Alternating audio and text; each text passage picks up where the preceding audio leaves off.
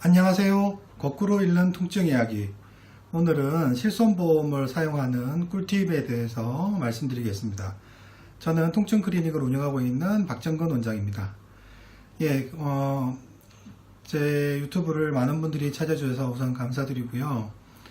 이제 횟수도 좀 늘어나고 새로 구독 신청해 주신 분도 좀 늘어서 이제 거꾸로 읽는 통증 이야기라는 이제 제목이 어떻게 나왔는지에 대해서 중간에 한번 다시 설명을 먼저 드리고 내용을 설명드리도록 하겠습니다. 이제 저도 이제 의사가 되고 통증 클리닉 진료를 하기 전에는 이제 일반인이었고 환자 입장이었습니다. 그래서 저도 이제 여러 선생님한테 말씀도 많이 듣고 주변에서 아프면 어떻게 대처해야 되는지 많은 얘기를 듣고 지냈습니다. 그런데 제가 이제 실제로 환자를 보고 환자가 좋아지는 과정, 환자의 반응들을 이제 살펴보면서 그동안 내가 알고 있었던 것들이 참 많이 틀린 말이구나. 그리고 심지어 이제 TV에 나오는 고명하신 선생님들이 말씀하신 내용도 상당 부분 사실과 맞지 않구나. 이런 내용을 많이 알게 되었습니다. 그래서 저희 환자들에게 사실은 이런 거다 이렇게 설명을 많이 드리고 설득을 하고 있습니다. 그런 목적으로 이제 내용을 좀 기획하게 됐는데 이제 이왕이면 많은 분들과 좀 나누고 싶어서 유튜브 채널도 같이 개설해서 나누고 있습니다. 그래서 제목이 거꾸로 읽는 통증 이야기가 됐고요. 기존에 우리가 알고 있던 많은 통증 상식들에 반하는 내용을 많이 말씀드릴 겁니다. 그래서 이 사람 말이 진짜 맞아? 이렇게 좀 의심이 들 수도 있고 혹은 이제 기존의 의사 선생님들과 다른 얘기를 하고 있기 때문에 좀 논쟁이 될 수도 있습니다. 인정하고요. 제 소신에 관해서 말씀드린 거기 때문에 그분들이 절대적으로 틀렸다 이런 말씀을 드리는 것은 아닙니다. 통증 분야가 급속도로 발전하고 있기 때문에 이렇게 많은 논쟁이 있을 수 있다는 점을 말씀드리고 싶습니다. 그리고 이제 오늘 말씀드리고 싶은 내용은 실손보험을 어떻게 하면 잘 쓸까, 실손보험을 잘 사용하는 꿀팁에 대해서 몇 가지 말씀드리도록 하겠습니다. 저희 이제 통증 클리닉에 방문하시게 되면 대부분의 시술과 처치들이 다 통증 치료 목적으로 하고 있기 때문에 실손보험은 거의 다 적용이 된다고 생각하시면 됩니다. 그래서 적극적으로 실손보험에 대해서 청구를 하시고 이게 해당이 되는지 꼭 진료진에게 꼭 물어보시면 좋겠습니다. 그런데 이제 그 중에서 몇 가지 안 되는 것들이 있는데 상식적으로 알고 계시면 좋습니다. 대상포진 예방주사 같은 예방주사류라든지 건강검진을 목적으로 하고 있는 피검사라든지 몇 가지 검사들 이런 이제 실손보험에 해당이 되지 않습니다. 그리고 또 하나 조심하실 거는 수액류는 대부분 실손보험에 해당이 안 된다고 생각하시면 됩니다. 일부 치료 목적으로 사용하는 몇 가지 수액제들은 보험이 적용될 수도 있지만 대개는 안 된다라고 생각하시면 맞습니다.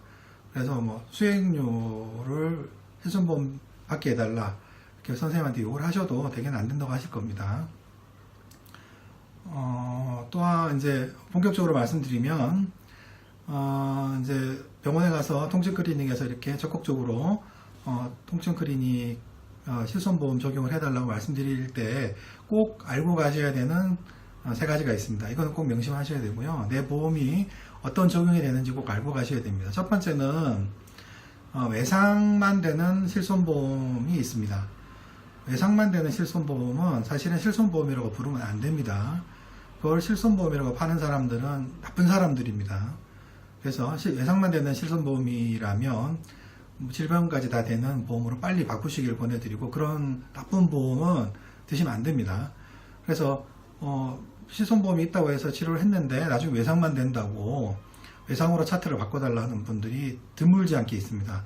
차트를 바꾸는 것도 나중에 범죄 행위에 해당되기 때문에 차트 조작이 됩니다. 그래서 절대 그런 거 요구하시면 안 되고요. 자기 보험에 해당되는 사항을 정확히 모르고 있다가 의료진에게 차트를 바꿔달라는 식으로 이렇게 대처하시면 안 됩니다. 그래서 먼저 병원 가시기 전에 내 보험이 외상만 되는 건지 꼭 확인을 하십시오. 확인 안 한 건 본인 책임입니다.